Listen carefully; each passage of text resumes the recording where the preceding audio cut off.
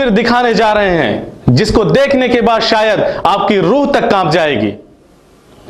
जी हां, आपको बता दें एक ऐसी घटना के बारे में कि मुर्दे भी अब बाहर आकर अपने बच्चों की सलामती के लिए इस देश के सिस्टम से, इस देश के प्रधानमंत्री से और इस देश के राष्ट्रपति से अपने बच्चों की सलामती के लिए, उनके स्वास्थ्य के लिए अपील कर रहे हैं, दुआ मांग रहे हैं। हम आपको यह भी बताएंगे कि उन्होंने देश के प्रधानमंत्री से, सिस्टम से या राष्ट्रपति से क्या अपील की है, क्या दुआएं मांगी है अपने बच्चों के लिए, अपने आसपास के क्षेत्र वासियों के लिए। लेकिन उससे पहले एक बड़ा सवाल उठता है इस देश के सिस्टम से, इस देश के प्रधानमंत्री से कि क्या करोड़ों अरबों रुपए का बजट जो कभी स्वच्छ भारत अभियान के नाम पे या हमारे देश की जो पवित्र नदियां हैं उनको स्वच्छ और निर्मल रखने के नाम पर जो करोड़ों और अरबों रुपए का बजट पास होता है वो जाता कहां है। मुर्दे बाहर आकर मांग रहे हैं इंसाफ। हमारे बच्चों का भविष्य बचा लो साहब। हमारी अधजली शरीर को गंगा में मत फेंकिए साहब। हमें जलाने के लिए विद्युत सौदागृह बनवा दीजिए। ये तस्वीरें जो आप देख रहे हैं ये गाजीपुर जनपद के शहर स्थित शमशान घाट की है, जहां पर पर्यावरण को बचाने हेतु सामाजिक कार्यकर्ताओं ने स्थित शमशान घाट पर कफन ओढ़कर वृक्षों को बचाने की अपील की है। उनका कहना है कि अगर इस तरह वनों की अंधाधुंध कटाई होती रही तो 2-3 सालों में पार्थिव शरीर को जलाने के लिए न ही पेड़ बचेंगे और न ही लकड़ियां। समग्र विकास इंडिया के राष्ट्रीय अध्यक्ष ब्रजभूषण दुबे ने कहा कि शवों को जलाने के लिए 3 से 5 कुंटल लकड़ियों की जरूरत होती है। लकड़ियों के अभाव में अब लोग अधजली लाशों को गंगा में प्रवाहित कर रहे हैं। ऐसे में आवश्यकता है कि गंगा के प्रत्येक शमशान घाट पर विद्युत सौदागृह की स्थापना किया जाए, अन्यथा गंगा को बचाया नहीं जा सकता। आपको बताते हैं कि अक्सर देखा जाता है कि चुनाव के दौरान केवल वादे किए जाते हैं और वो भी ऐसे वादे जिनकी जितनी तारीफ की जाए शायद कम होगा। तमाम पार्टियां दावे करती है कि हम गंगा को स्वच्छ गंगा बनाएंगे, ये हमारा वादा है। हम विकास की नदियां बहाएंगे, ये हमारा वादा है। गरीब से लेकर हर वर्ग के लोगों के सुख दुख में सहयोग करेंगे, ये भी हमारा वादा है। लेकिन जमीनी हकीकत जो बयां कर रही है वो काफी शर्मनाक है।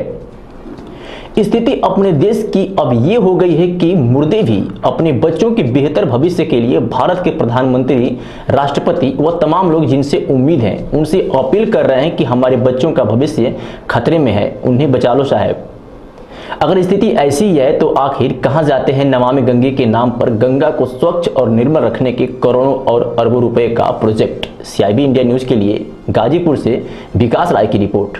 घर जाता हूँ, उधर देखता हूँ, कहीं जंगल में लकड़ियां नहीं रह गई। हमारे बेटे कैसे ऑक्सीजन पाएंगे, हमारे बच्चे कैसे जिएंगे।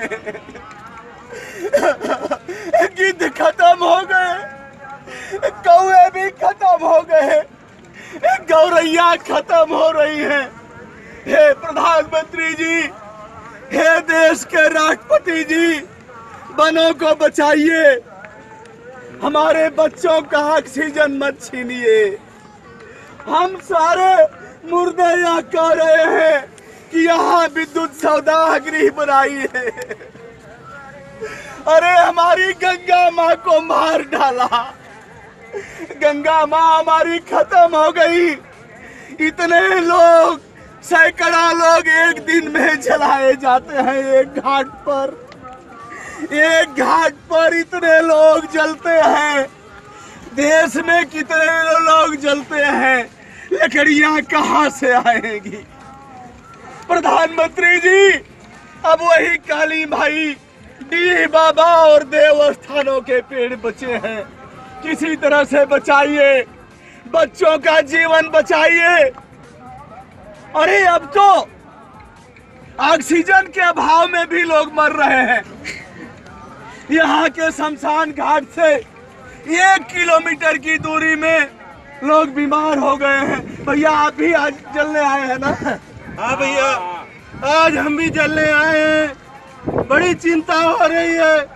सारी लकड़ियाँ लेके मैं जा रहा हूँ, ये जलेंगी, फिर इसमें से कोयला निकलेगा। हमारी लाश, अधजली लाश को गंगा मैया में डाला जाएगा और उसी सड़े पानी में मेरे बच्चे, मेरे रिश्तेदार आके जलेंगे। हे प्रभु, क्या होगा हमारे बच्चों का क्या होगा? किस तरह वो सांस लेंगे जब पेड़ जल जाएंगे? सारे पेड़ जल जाएंगे तो हमको ऑक्सीजन कहाँ से मिलेगी? कार्बन ही कार्बन चारों तरफ हो जाएगा, जीवन कैसे चलेगा?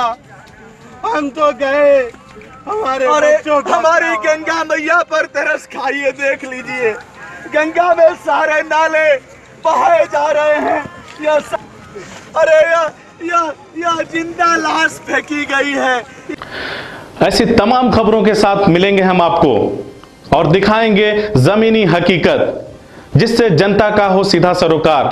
बने रहिए आप CIB इंडिया न्यूज के साथ, क्योंकि हम पहुंचते हैं खबरों की तह तक।